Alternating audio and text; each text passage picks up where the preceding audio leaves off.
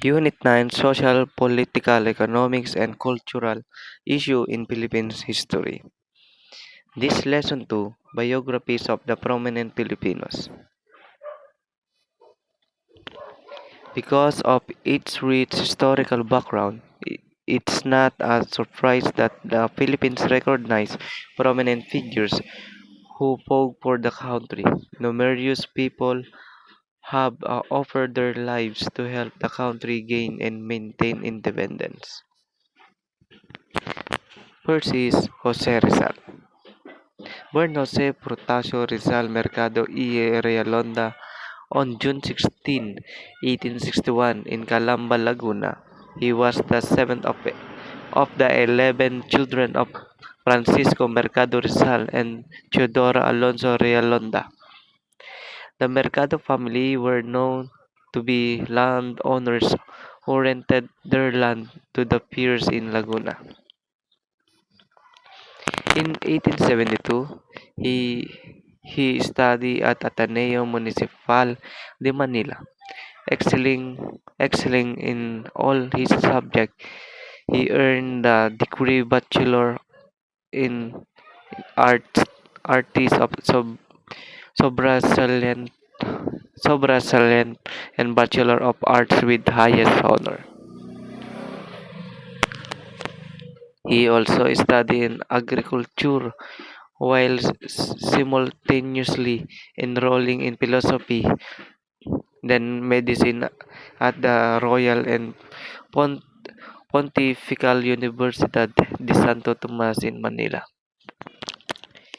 He obtained his degree of land surveyor and agricultural expert from Ateneo.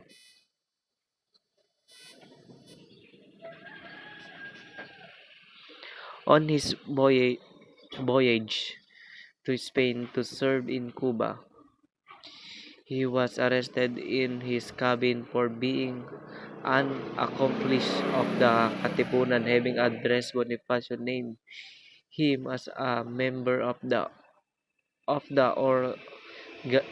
organization without his consent.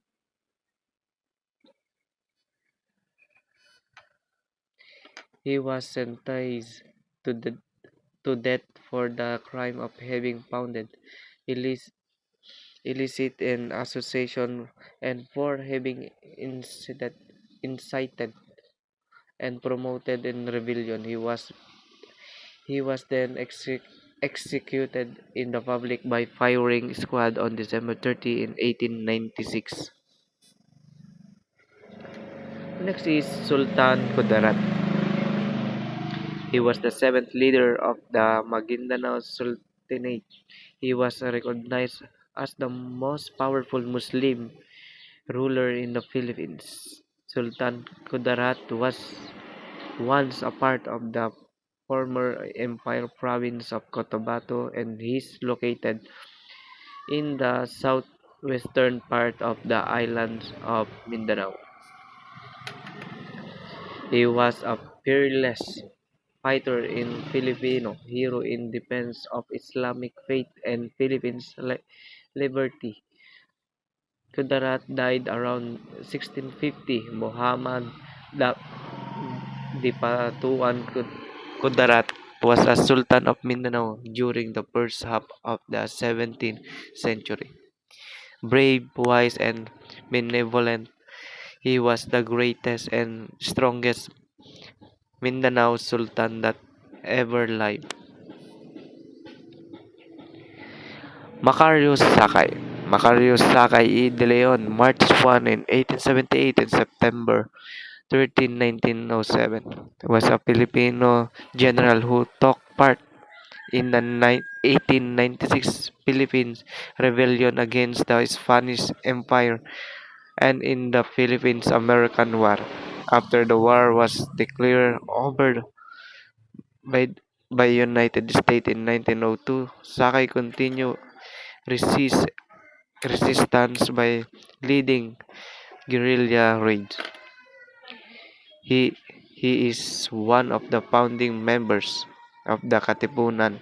He attempted to form his own republic known as Republican ng Katagulugan where he was the president. Why Macario Sakay has long hair? To make sure that all soldiers grow their hair, Sakay, Caril, Carrion, Carrion, and Montalan have had their long hair. Thus, when wearing long hair became a fad among Sakay soldiers.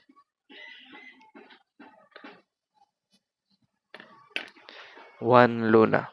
He was born in Badoc, Ilocos Norte on October 23, 1857.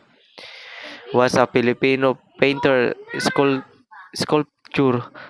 sculptor, and a pol- political activist of the Philippines Revolution during the late 19th century. He became one of the first recognized Philippines artists.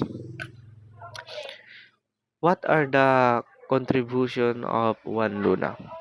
Regarded for work done in the manner of European academies of the time, Luna painted a literary and historical scene, some with an underscure of political commentary.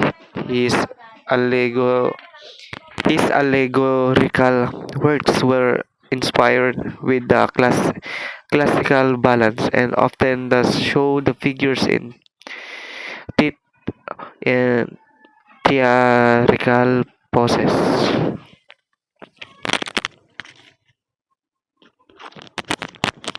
Vicente Soto. Soto was born in Cebu City on April 18, 1877 to Marcelino Soto and Pascuala Yap. He finished his secondary education at the University of San Carlos, formerly in Colegio de San Carlos, Cebu City. He obtained the degree of Bachelor of Law in Letran and Ju- Judicial Science and studied law in Manila Law College and passed the bar examination in 1907. Vicente Soto. In 1907, he was elected as a mayor despite his absence during the election. He also resisted Amer- Americanization by championing the local language. He also known to be the father of the Cebuano language and letter.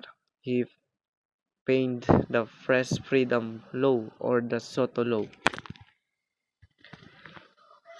When he died on May 28, 1950 at the age of 73, his colleagues in the Senate and remember him as the recal- recalcitrant and Principal Soto.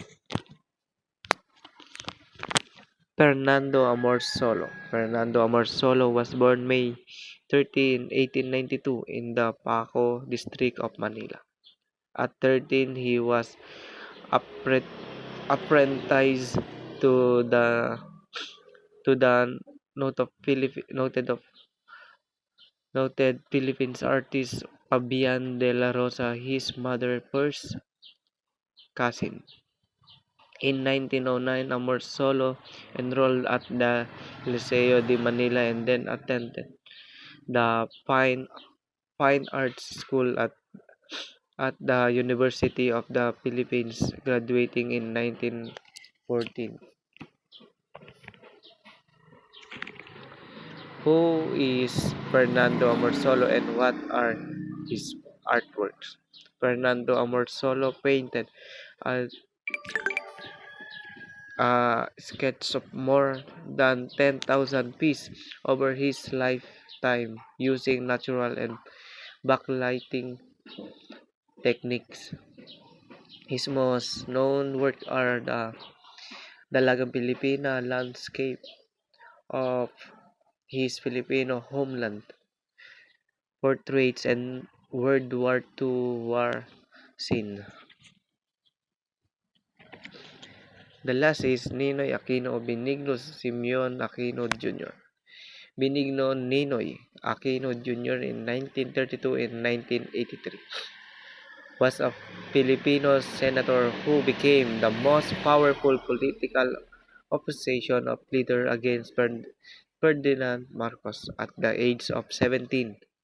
He was the youngest war correspondent to cover the Korean War for the Manila Times of Don Joaquin Chino Roses. Because of his journalistic feats, he received the Philippines Legion of Honor Award from President Elpidio Quirino when aged 18. Ninoy Aquino, he is a known critic of then President Ferdinand Marcos. His assassination is believed to have caused the middle class to protest against the Marcos ad- administration, which led to the EDSA revolution. A reenactment by the military showed that Rolando Galman approaches Aquino and shot him in moments before the cold board the ban. And of the unofficial report of the Marcos government and Pablo Martinez state stated that Galman shot Aquino dead. And thank you po.